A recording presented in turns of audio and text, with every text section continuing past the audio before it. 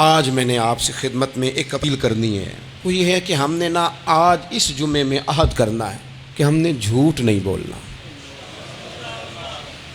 ایک دفعہ ہم نے بچے سے کہا تھا، مجبور تھے، شاید بڑے مجبور ہوں گے ہم، کسی صاحب نے نا بڑی مجبوری میں ایک دن اپنے بچے سے کہہ دیا، وہ باہر آیا تھا بندہ پیسے لینے، اس کا قرض دینا تھا، تنگ دستی تھی، مجبوری تھی، تو اس نے کہا بیٹا ادھر آ، اسے جا کے کہا ابو گھر نہیں۔ آپ نے ایک دفعہ کہا، پھر آپ ساری زندگی روئیں گے کہ پتر میرے ساتھ تو سچ بولا کرنا، لیکن وہ نہیں بولے گا۔ یہ جھوٹ اتنی بڑی مصیبت ہے۔ عورت اپنے شوہر سے کہتی ہے پیسے تھوڑے دے دیا کر، جوڑے ایک میں گزارا کر لوں گی، میرے ساتھ سچ تو بولنا، وہ سچ تو بول۔ تو اگر لاہور جاتا ہے تو مجھے لاہور کا ہی بتا کے جا، میرا رشتہ پیسوں سے نہیں اعتماد سے جڑا ہے۔ ماں کہتی ہے، ماں بیٹے سے، پتر سچی بات تھوڑی کر لیا کر، سچی کیا کر۔ سچ ختم ہو گیا۔ اب لوگوں نے جھوٹ کا نام بدل دیا ہے، کہتے ہیں میں نے بہانہ کر دیا تھا۔ او بھئی آپ نے جھوٹ بولا تھا، صاف صاف کہیں، نام بدل دیا۔ جھوٹ کھا گیا میرے ملک کو، جھوٹ کھا گیا اس ملت کو، جھوٹ نے اس امت کو قریب سے آ کے تھام لیا۔ ہم بڑی آزمائش میں ہیں، ہم مطلب ہر شخصی الا ماشاءاللہ، ہر شخصی، آپ کسی شخص سے کوئی معاہدہ کرتے ہیں، کوئی چیز بنانے کی بات کرتے ہیں، خریدنے کی بات کرتے ہیں، وہ جو کہتا ہے اس پر پورا کیوں نہیں اترتا؟ وہ غلط بات کیوں کرتا ہے؟ میرے نبی پاک علیہ السلام سے پوچھا گیا مومن بزدل ہوتا ہے؟ حضور نے فرمایا ہو جاتا ہے کبھی، یہ غلطی آ جاتی ہے۔ حضور مومن کنجوس ہوتا ہے؟ فرمایا کبھی ہو جاتا ہے۔ یا رسول اللہ مومن جھوٹا بھی ہوتا ہے؟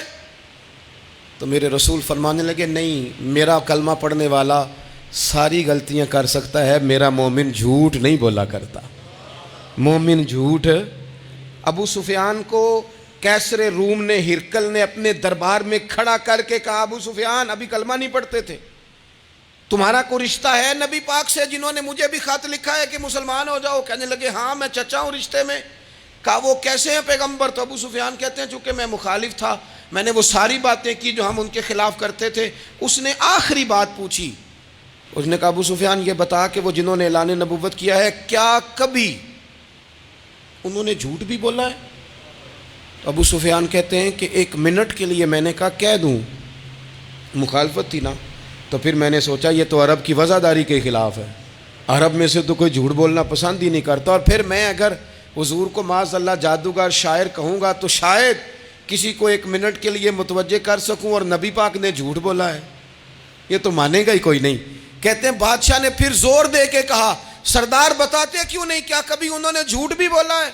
تو ابو سفیان کہتے ہیں میرے ہاتھ میں چھڑی تھی، میں نے زور سے زمین پہ ماری، میں نے کہا وہ میرے رشتے میں بھتیجے ہیں، میری سخت مخالفت ہے، میں ان کے خلاف میدانوں میں نکلتا ہوں، جنگیں لڑتا ہوں، کبھی وہ غالب آتے ہیں کبھی ہم آتے ہیں، لیکن میرے سامنے وہ پیدا ہوئے، میں نے ماں کی گود میں بھی دیکھا، دادا کے کندھوں پہ بھی دیکھا، چچا کے گھر میں بھی دیکھا، سیدہ خدیجہ الکبریٰ کا دولہا بنے بھی دیکھا، ان کی 4 بیٹیاں ان کی گود میں کھیلتے دیکھیں، اعلان نبوت کرتے دیکھا، لوگوں کو مخالفت کرتے دیکھا، میرے سامنے ان کے مقدس بال سفید ہوئے، میرا اختلاف اپنی جگہ، پر بادشاہ میں قسم اٹھا کے کہہ سکتا ہوں اس محبوب کی زبان سے جب بھی نکلا ہے حق اور سچ نکلا ہے۔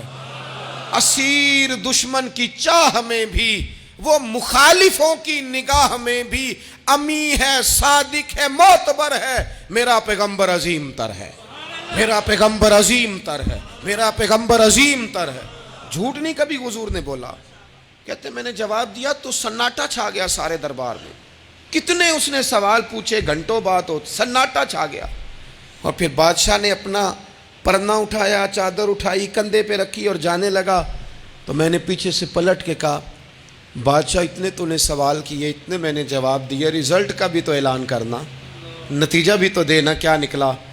تو کہتے ہیں وہ جا رہا تھا، وہیں کھڑے کھڑے اس نے چہرہ میری طرف پھیرا اور کہنے لگا سردار نتیجہ تو نکل آیا ہے، رزلٹ تو نکل آیا۔